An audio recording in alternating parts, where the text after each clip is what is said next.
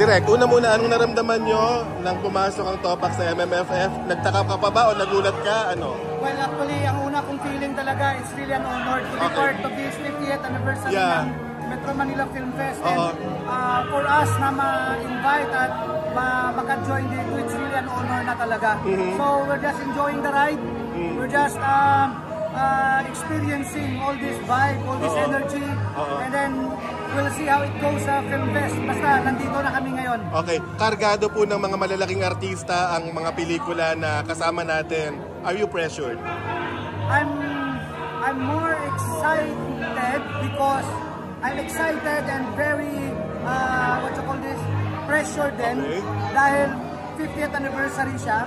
And Di Caliber, ang iba mga artista na involved din sa Di Caliber din ng mga pelikula.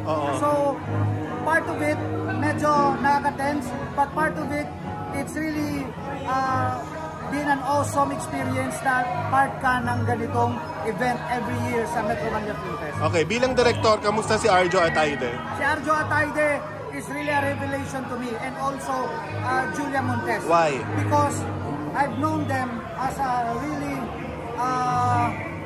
magnificent dramatic actors. But to transform them into something different na role nila, and it's very fresh para sa kanila, and they delivered it 100%, more than 100% of what I expect. For me as a director, it's really a mind-blowing experience na talaga na nadirect ko sila at nakita ko kung ano yung binigay nila sa pelikula. Okay, ibabalik niyo po ang hard action sa MMFF. Ready na ba tayo ulit? I'm really hoping and dreaming that hard action babalik sana sa Pinas mismo, not only in the festival or in Metro Manila Film Fest, but the genre of an action film, kasi kasama yan sa history ng Philippine cinema. Yes.